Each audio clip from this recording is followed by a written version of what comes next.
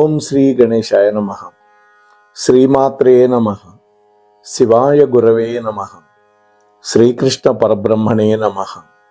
శ్రీరామాయ నమః. శ్రీ గురుభ్యో నమః. సచ్చిదానంద రూపాయ విశ్వోత్పత్యాదిహేతవే తాపత్రయ వినాశాయ శ్రీకృష్ణాయ వయం నమః. ప్రియ భగవద్బంధువులారా, మన మోహనవాణి ఛానల్ ద్వారా నిన్నటి రోజు వర్ధంతి జరిగినటువంటి ఒక మహనీయుడు, ప్రాతస్మరణీయుడు అయినటువంటి దీనదయాళ్ ఉపాధ్యాయ వారి యొక్క సంక్షిప్త జీవిత చరిత్రని ఈ వీడియోలో చెప్పే ప్రయత్నం చేస్తాను. భక్తామ తల్లులు, తండ్రులు అందరూ కూడా సావధానంగా వినండి.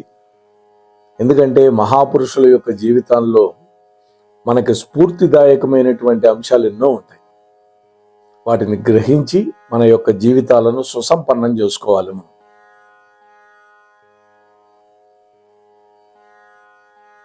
సెప్టెంబర్ 25, 1916 సంవత్సరంలో జన్మించారు. ఫిబ్రవరి 11 నిన్న 1968 సంవత్సరం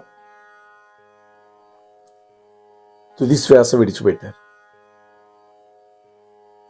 రాష్ట్రీయ స్వయం సేవక్ సంఘ్ అంటే ఆర్ఎస్ఎస్ యొక్క ఆలోచనాపరుడు మరియు నిర్వాహకుడు కూడా. ఇప్పుడున్నటువంటి భారతీయ జనతా పార్టీ బీజేపీకి పూర్వనామం భారతీయ జనసంఘ్. ఆ భారతీయ జనసంఘకి అధ్యక్షుడుగా కూడా పనిచేసినటువంటి మహనీయుడైన, భారతదేశ శాశ్వత భావజాలాన్ని సమకాలీన రూపంలో ప్రదర్శించినటువంటి మహనీయుడు. దేశానికి ఒక సమగ్రమైన మానవతావాదం యొక్క భావజాలాన్ని అందించినటువంటి మహామనీషి దీనదయాళ్జీ.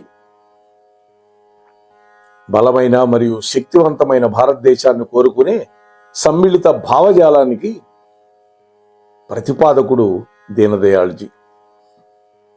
ఒక అద్భుతమైన ఆణిముత్యమైనటువంటి అటల్జీ అని మనం ముద్దుగా పిలుచుకునే అటల్ బిహారీ వాజ్పేయిని మనకు అందించినటువంటి మహనీయుడు కూడా దీనదయాళ్జీ.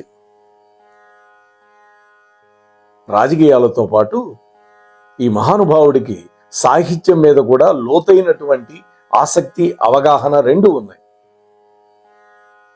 హిందీ మరియు ఆంగ్ల భాషల్లో అనేక వ్యాసాలు రచించారు.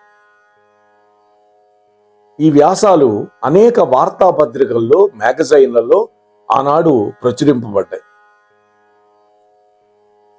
భారతీయ జనసంఘకి 1967, 1968 మధ్య ఒక సంవత్సరం పాటు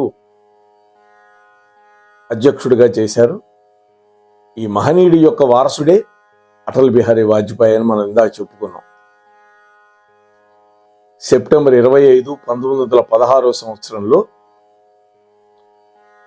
ధన్కియా, రాజస్థాన్లో జైపూర్లో ఉన్నటువంటి అజ్మీర్ రైల్వే స్టేషన్ సమీపంలో ఉంది ఈ గ్రామం ధన్కియా. అక్కడ పుట్టాడు.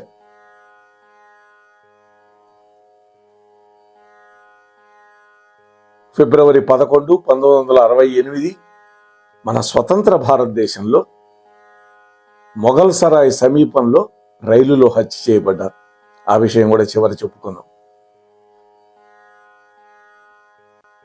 వీరి యొక్క సంక్షిప్త జీవిత చరిత్ర గనక చూస్తే, ఈ మహానుభావుడు తండ్రి పేరు భగవతీ ప్రసాద్ ఉపాధ్యాయ. నాగల చంద్రభాన్, దీనదయాళ్ వీళ్ళ యొక్క పూర్వీకుల గ్రామం. ఆయన తల్లి పేరు రామ్ ప్యారి. ఆయన తండ్రి జలేసర్ రోడ్ రైల్వే స్టేషన్లో అసిస్టెంట్ స్టేషన్ మాస్టర్గా పనిచేస్తూ ఉండేవారు. రైల్వే ఉద్యోగం వల్ల ఎక్కువ సమయం తండ్రి గారు బయటే గడుపుతూ ఉండేవారు. సెలవులు ఉన్నప్పుడు అప్పుడప్పుడు మాత్రమే ఇంటికి వస్తూ ఉండేవారు. 2 సంవత్సరాల తర్వాత దీనదయాళ్ సోదరుడు పుట్టాడు. అతని పేరు శివదయాళ్. తండ్రి భగవతీ ప్రసాద్ పిల్లలను వారి యొక్క తాత అమ్మమ్మల ఇంటికి పంపించాడు. ఆ సమయంలో ఉపాధ్యాయ యొక్క తాతగారు చున్నీలాల్ శుక్లా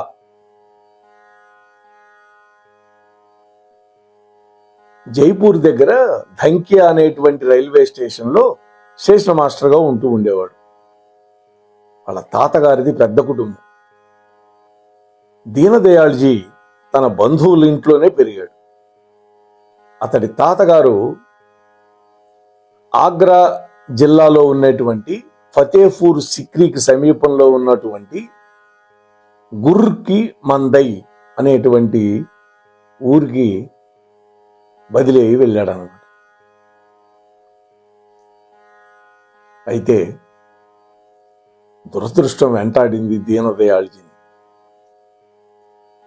తండ్రి గారు ఇతడి యొక్క 3వ సంవత్సరం కూడా పూర్తి కాకముందే కాలం చేశాడు. భర్త మరణంతో దీనదయాళ్జీ తల్లి రాంప్యారి గారు తన జీవితాన్ని చీకటిగా భావించడం మొదలుపెట్టింది. భర్త లేని జీవితం అలానే దుర్భరంగా ఉంటుంది. అందువల్ల ఆ తల్లి తీవ్రమైన అనారోగ్యానికి గురైంది. ఆమెకు క్షయవ్యాధి వచ్చింది. ఆమె కూడా 1924వ సంవత్సరం ఆగస్టు 8వ తేదీన మరణించింది. అంటే అప్పటికి దీనదయాళ్జీ యొక్క వయస్సు కేవలం 8 ఏళ్ళు. 3 ఏళ్ల లోపు తండ్రి పోయినాడు. 8 ఏళ్ళు వచ్చేసరికి తల్లి కూడా కాలం చేసింది. 1926వ సంవత్సరంలో వాళ్ళ యొక్క మాతామహుడు అంటే తాతగారు చున్నీలాల్ కూడా మరణించాడు. 1931లో ఆయన్ని పెంచినటువంటి మేనత్త కూడా మరణించింది. 1934 నవంబర్ 18న తమ్ముడు శివదయాళ్ కూడా ప్రాణాలు విడిచిపెట్టి ఈ లోకం నుంచి వెళ్ళిపోయాడు. చూసారా ఎంత దురదృష్టవంతుడు ఈయన. 1935లో ఈ మహానుభావుణ్ణి ఎంతో ప్రేమగా లాలించి పెంచి పెద్ద చేసిన అమ్మమ్మ గారు కూడా మరణించింది. 19 ఏళ్ల వయస్సులో దీనదయాళ్ ఉపాధ్యాయజీకి మరణ తత్వశాస్త్రం మీద లోతైనటువంటి అవగాహన వచ్చిందండి. 19 ఏళ్ల వయసుకే 8వ తరగతి ఉత్తీర్ణత సాధించిన తర్వాత దీనదయాళ్జీ రాజస్థాన్లో ఉండేటటువంటి సికార్లోని కళ్యాణ్ హై స్కూల్ నుండి 10వ తరగతిలో బోర్డు పరీక్షలో ప్రథమ స్థానాన్ని సాధించాడు. అంతటి జ్ఞాని, అంతటి తెలివైనటువంటి వాడు. 1937లో మళ్ళీ పిలానీ నుండి ఇంటర్మీడియట్ పరీక్షలో బోర్డు పరీక్షలో మొట్టమొదటి స్థానం సాధించాడు. ఇప్పుడు మనం చెప్పుకుంటాం బిట్స్ పిలానీ అని. ఆ రోజుల్లో పిలానీ ప్రాంతంలో చదువుకున్నాడు ఈయన. పిలానీలో 1937లో బోర్డు పరీక్షలో ప్రథమ స్థానం. 1939లో కాన్పూర్లో ఉండేటటువంటి సనాతన ధర్మ కళాశాల నుండి బిఏ పరీక్షలో మొదటి విభాగంలో ఉత్తీర్ణుడైనాడు.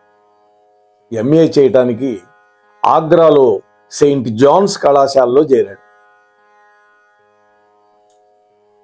అక్కడ కూడా ప్రథమ శ్రేణిలో ఉత్తీర్ణుడైనాడు.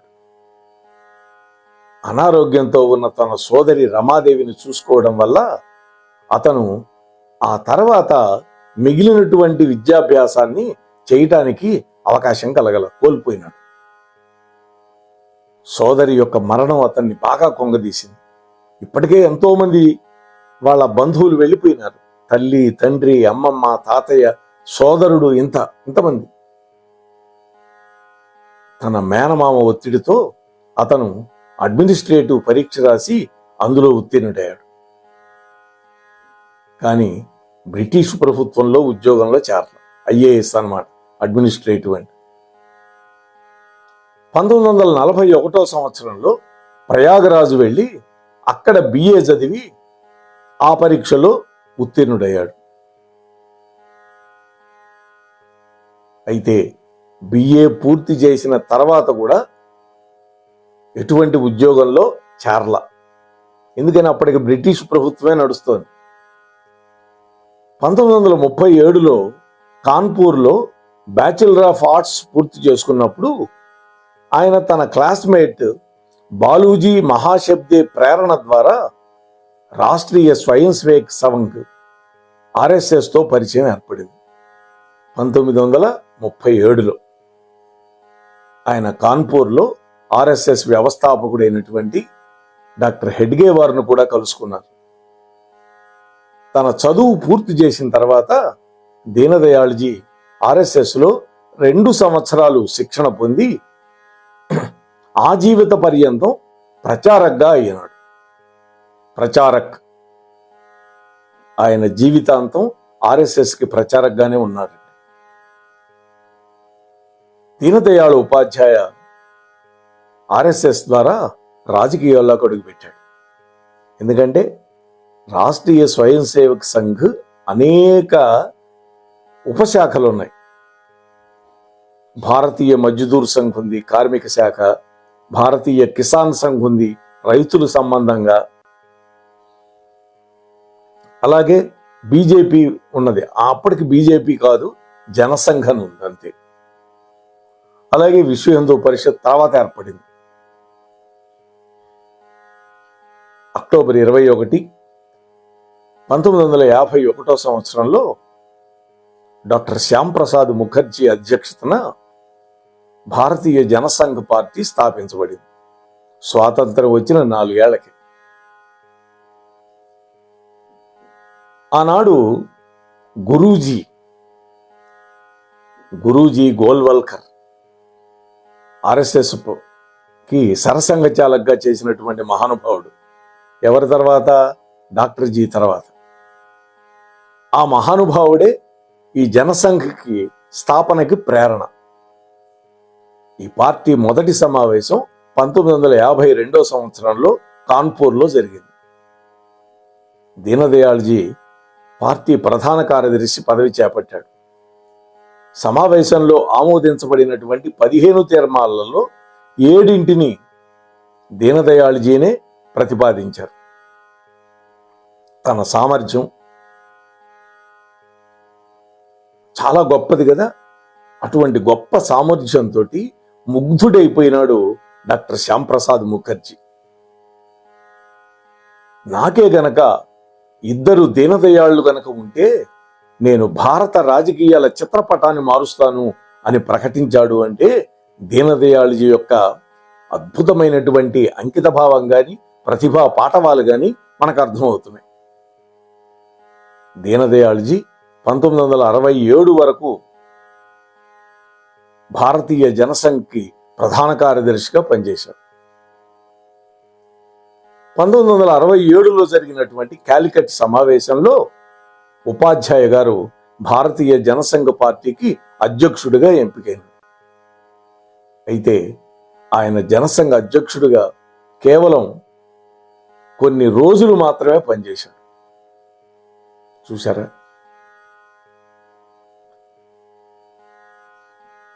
రోజులు కాదు, కొన్ని నెలలు పనిచేశాడు.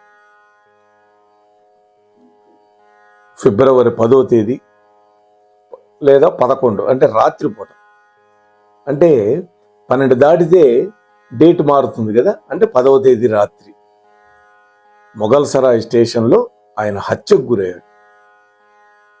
ఫిబ్రవరి 11న తెల్లవారుజామున 3:45 అసిస్టెంట్ స్టేషన్ మాస్టర్కి 1276వ స్తంభం దగ్గర కంకర మీద మృతదేహం పడి ఉందని ఒక నివేదిక అందింది. మృతదేహాన్ని ప్లాట్ఫారం మీద ఉంచినప్పుడు, అరే ఇది జనసంఘ అధ్యక్షుడైనటువంటి దీనదయాళ్ ఉపాధ్యాయ అని అక్కడ చేరినటువంటి జనసమూహం అరుస్తూ దేశవ్యాప్తంగా దుఃఖం అలముకున్నటువంటి పరిస్థితి వచ్చింది.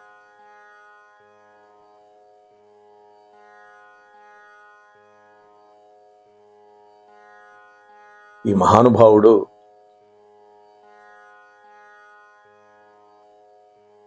జనసంఘ యొక్క జాతీయ తత్వశాస్త్ర నిర్మాతగా భావిస్తారండి దీనదయాళ్జీని. స్వాతంత్ర్య పునర్నిర్మాణ ప్రయత్నాలకు పూర్తిగా భారతీయ దృక్పథాన్ని అందించడమే తన యొక్క ముఖ్య లక్ష్యంగా భావించాడు.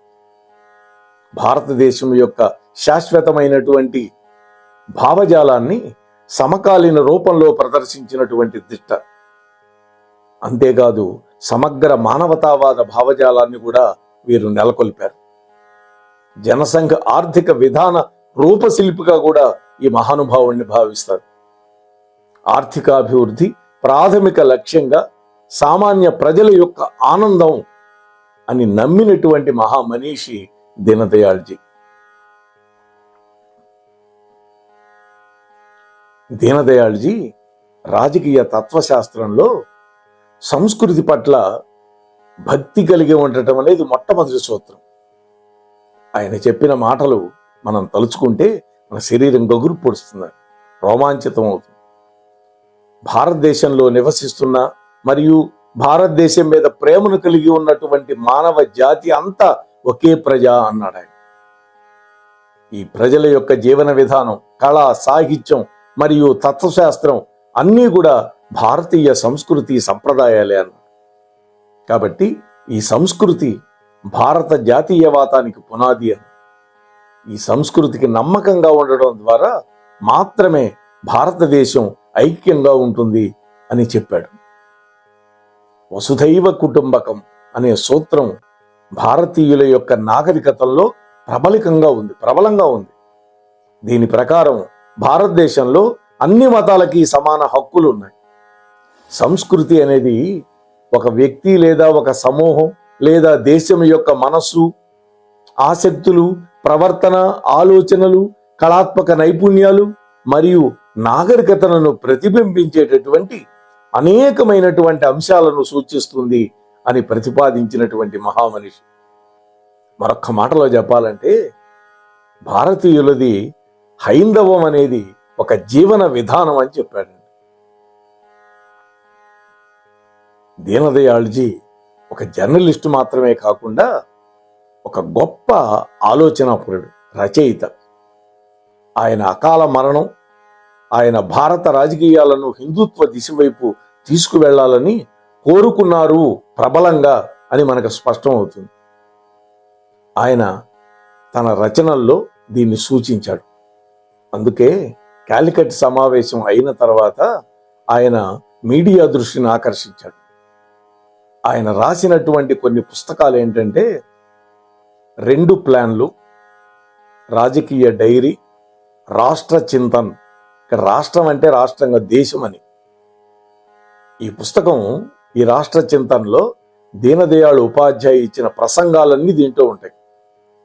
భారత ఆర్థిక విధానం, అభివృద్ధికి ఒక దిశానిర్దేశం అన్నాడు. భారత ఆర్థిక వ్యవస్థ విలువ తగ్గింపు, చంద్రగుప్త చక్రవర్తి, జగద్గురు శంకరాచార్య, సమగ్ర మానవతావాదం, జాతీయ జీవన దిశ, ఒక ప్రేమ కథ. ఇవన్నీ కూడా ఈ దీనదయాళ్ ఉపాధ్యాయ జ్ఞాపకార్థం ఒక తపాలా బిళ్లను కూడా విడుదల చేసింది భారత ప్రభుత్వం. 1952 నుంచి 1967 వరకు భారతీయ జనసంఘ అభివృద్ధి పదంలో నడిచింది అంటే వీరి యొక్క కృషి ఎంతో ఉంది దాంట్లో. ఎందుకంటే పార్టీకి ప్రధాన కార్యదర్శిగా పనిచేశాడు కదా, అందువల్ల అంతటి వైభవాన్ని సంతరించి పెట్టాడు. మరి వారి యొక్క వర్ధంతి అనుకున్నాం కదా, మరి వారి యొక్క మృతి ఎలా జరిగిందో కూడా కొంచెం మనం ఒక వాట్సాప్ సందేశం ద్వారా చెప్పుకుందాం. అది 11వ తేదీ ఫిబ్రవరి నెల 1968 సంవత్సరం. మొఘల్ సరాయ్ జంక్షన్ సమీపంలో 673/1276 పిల్లర్ దగ్గర జరిగింది.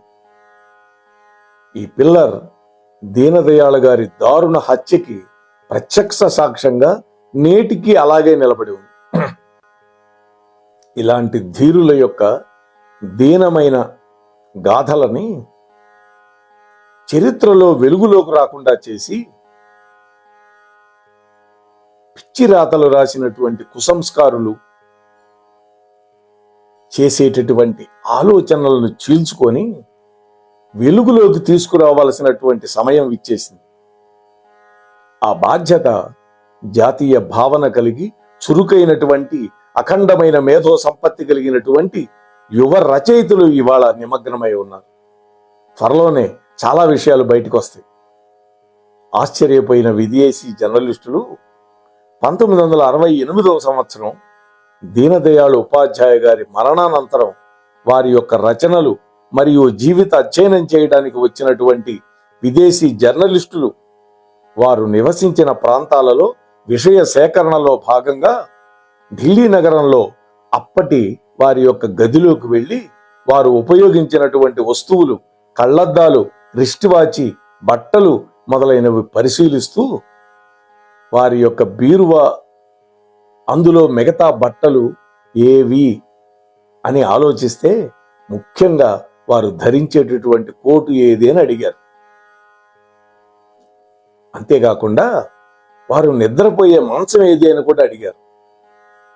ఆ సమయంలో అక్కడే ఉన్నటువంటి అటల్ బిహారీ వాజ్పేయి గారు సమాధానం చెప్తూ దీనదయాళ్ గారికి సంఘ గణవేషతో పాటు ఉన్న 3 జతల బట్టలు, ఒకటి శరీరం మీద, ఒకటి ఉతికి ఆరేసింది, రెండోది రేపటి కోసం మడత పెట్టి ఉంచిన జత, 3 జతలు తనతో పాటు తీసుకువెళ్లారని చెప్పి వారు చనిపోయినటువంటి సమయంలో వారి చేతి బ్రీఫ్ కేసులో ఇవన్నీ ఉన్నాయని కూడా చెప్పారు అటల్జీ.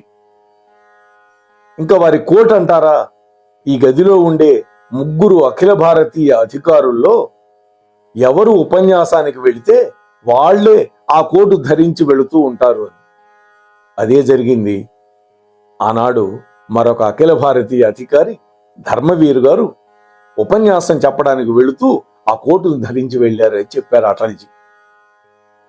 అంటే 3 ఉండేవాళ్ళు ఆ గదిలో. 3 ఉన్న ఆ గదిలో 2 బల్లలు, చెక్కతో చేసినటువంటి పడక, టేబుల్స్ ఉండడాన్ని వాళ్ళు ఆశ్చర్యంగా చూస్తూ ఉంటే ఆ విదేశీ విద్యార్థులు మన వాళ్ళంతా ఈ రెండింటిపై ఎవరు ముందుగా గదికి చేరుకుంటే వాళ్ళు నిద్రపోతారు, ఆలస్యంగా వచ్చిన వాళ్ళు అదిగో ఆ మూల ఉన్న చాప వేసుకొని పడుకుంటారు అని చెప్పడంతో విని వాళ్ళు అవాక్కైపోయారు. ఇవాళ ఇంద్రభోగాలు అనుభవిస్తున్నారు నాయకులంతా. ఆనాడు ఆ పరిస్థితి. అప్పటికే 2 రాష్ట్రాల్లో అధికారంలో ఉండి మరికొన్ని రాష్ట్రాల్లో ప్రధాన ప్రతిపక్షంగా కేంద్రంలో ప్రతిపక్ష పాత్రను పోషిస్తున్నటువంటి ప్రధాన రాజకీయ పార్టీ యొక్క అధ్యక్షుడు, కార్యదర్శి ఆ రకంగా సాధారణ జీవితాన్ని గడపడం చూసి ఆశ్చర్యపోయడం అక్కడికి వచ్చినటువంటి విదేశీస్తులు అలాగే విలేకరులు వంతైపోయింది. చూశారా ఎంత నిరాడంబరతో. ఆ గదిలో ఛాయ్ కాసుకోవటానికి తప్ప భోజనం కోసం వంట చేసుకోవటానికి వస్తువులు లేని విషయాన్ని కూడా వాళ్ళు గమనించారు. అంటే ఏమిటి అర్థం? వాళ్ళు అన్నం తినరని కాదు, వాళ్ళు కార్యకర్తల యొక్క ఇళ్లల్లోనే భోజనం చేసే అలవాటు ఉన్నది. ఆర్ఎస్ఎస్ వాళ్ళకి ఇదే వ్యవస్థ. ఎక్కడికి వచ్చినా సంఘ ప్రచారకులు ఎక్కడో చోట ఇండ్లలో భోజనం చెప్తారు, వాళ్ళ ఇంట్లో భోజనం చేస్తారు అంతే. అంటే ప్రచారకులు నిరాడంబరమైన జీవితం గడుపుతారు. ఏకాత్మ మానవతా దర్శనం, మానవులందరిలో ఒకే ఆత్మను దర్శించినటువంటి మహనీయులు వీళ్ళు. భారతీయ జనసంఘ అధ్యక్షులు, రాష్ట్రీయ స్వయం సేవక సంఘ ప్రచారకులు అయినటువంటి శ్రీ దీనదయాళ్ ఉపాధ్యాయ గారు పరమపదించింది నిన్నటి రోజు అంటే ఫిబ్రవరి 11వ తేదీ వారి యొక్క దివ్యాత్మకి అంజలి ఘటిస్తూ ఉన్నాను. నేను కూడా ఒక ఆర్ఎస్ఎస్ కార్యకర్తగా దాదాపు 1987 నుంచి నేను ఆర్ఎస్ఎస్ కార్యకర్తగా ఉన్నాను. అనేక ఉత్సవాల్లో కార్యక్రమాల్లో పాల్గొంటూ ఉన్నాను. వారి యొక్క దివ్యాత్మ ఎక్కడున్నా కూడా ఇవాళ భారతీయ జనతా పార్టీ ఏ విధంగా పరిఢవిల్లింది, ఆ తర్వాత లాల్ కిషన్ అద్వానీజీ 2 సీట్లని ఎంతవరకు పెంచారో తెలుసు. ఆ తర్వాత మోడీజీ నాయకత్వంలో ఇది 3వసారి ముచ్చటగా పరిపాలన జరుగుతోంది. ఎన్నో దేశాల్లో మన దేశం యొక్క కీర్తిని ఇనుమడింప చేశారు. ఇది మరింతగా పరిఢవిల్లి మన భారతీయ సంస్కృతి సంప్రదాయం ఏదైతే ఉందో అవన్నీ కూడా గొప్పగా ఉండాలి. ఇటువంటి మహనీయుల యొక్క జీవితాల నుంచి మనం ఎన్నో నేర్చుకోవాలి. మొట్టమొదటి సింప్లిసిటీ. ఎంత పెద్ద పదవిలో ఉన్నా భోగాల వైపు మనస్సును పోనీయకుండా ఉండడం. దీనికి కారణం ఏమిటి? ఆర్ఎస్ఎస్ నేర్పించినటువంటి ఒక సంస్కారం. ఇది కదా కావాల్సింది. ఇవాళ అటువంటి మహనీయ యొక్క ఆత్మ ఎక్కడున్నా కూడా ఆనందపడుతుంది అని మరొక్కసారి మీతో మనవి చేసుకుంటూ ముగిస్తున్నాను. స్వస్తి సర్వేషాం. మన మోహనవాణి కార్యక్రమాలు మీకు నచ్చినట్లయితే వెంటనే ఒక లైక్ చేయండి, అలాగే కామెంట్ చేయండి, ఎక్కువ మందికి షేర్ చేయండి. సబ్స్క్రైబ్ చేసుకోకపోతే వెంటనే మన ఛానల్కి ఇప్పుడే సబ్స్క్రైబ్ చేసుకోండి. ధన్యవాదాలు.